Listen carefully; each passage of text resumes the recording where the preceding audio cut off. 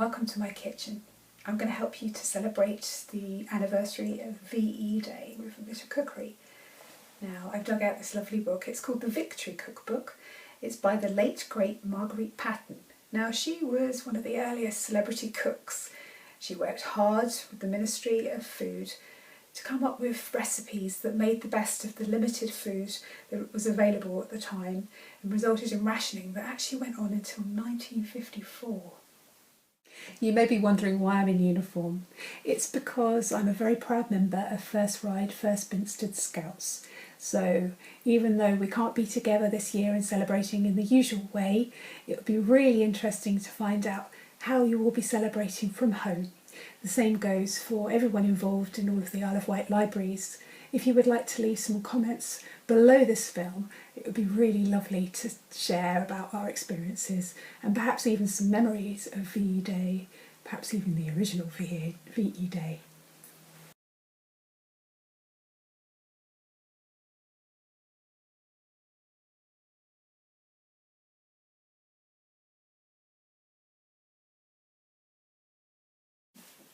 Now the recipe says to cream the fat and the sugar together until it's light and fluffy. Now, in keeping with the times, I'm going to just do this by hand. So I've got it in a bowl and I've got a wooden spoon. This could take some time, I'm thinking. Luckily, the butter is nice and soft.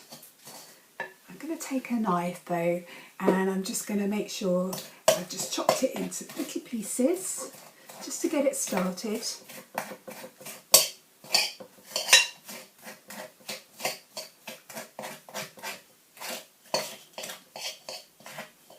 There you go. And then I'm just going to use a little bit of patience.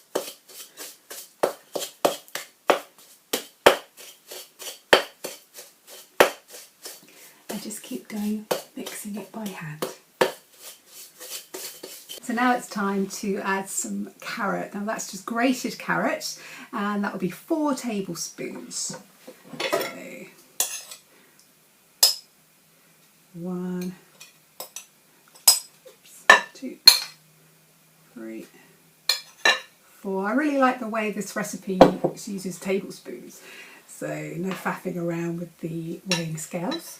And I've already added some vanilla extract. You could use almond or orange as the recipe says. I've used about 5 drops here. Now you just beat those in, and a bit more patience is called for here. Now I've rinsed my tablespoon so that I could add in 6 tablespoons of self-raising flour. Okay, so 1, 2, 3, and quite flat ones, 4, 5, and that's 6. Okay, might have been a better idea to add it in gradually, but I'm always up for a challenge, so I'm going to do it the hard way. So back to my trusty wooden spoon.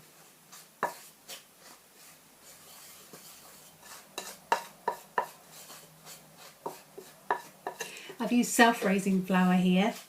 The recipe says you can use plain and some baking powder, or you could add even an extra bit of baking powder to the self-raising flour if you want to give it even more bounce. Anyway, yeah, it's not too bad actually. It's coming together already. There you go. It's starting to anyway. Yes, I'm just breaking it up and kind of squashing it down into the flour. Making sure I get every last bit. Don't want to waste any. Now, as I mix with the wooden spoon, it's getting there so that bigger and bigger lumps are forming, and more moisture is coming out of the grated carrot and into the drier ingredient of flour. Oh yeah, so getting there. So The mixture has formed one ball of dough now. It's a little bit like Play-Doh, if any of you can remember that, or perhaps you've even used that quite recently. So the recipe says to get 2 greased patty pans. I call them baking trays. And then you just take, well, it says you drop spoonfuls of the mixture onto the patty pans. So I'm just making a little ball there, and I'm just going to squash it down just a little bit onto the baking tray. Another spoonful, roll it a little bit and push it down. Now I'm using the same tablespoon measure. The recipe actually says that this amount of dough makes 12 to 15, what she calls cakes.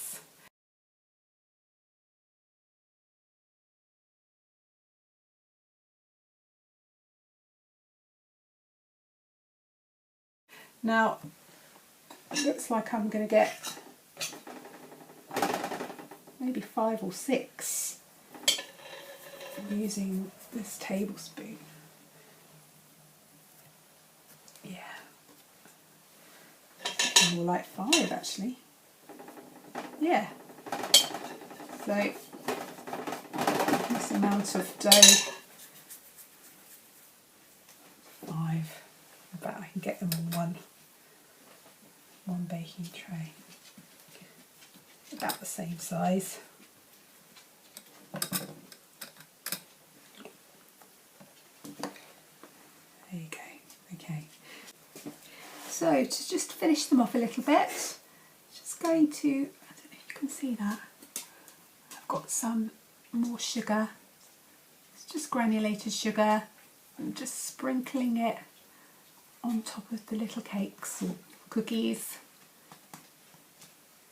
or indeed scones. I've seen this recipe online quite a few places and people call them scones. So let's see how they turn out.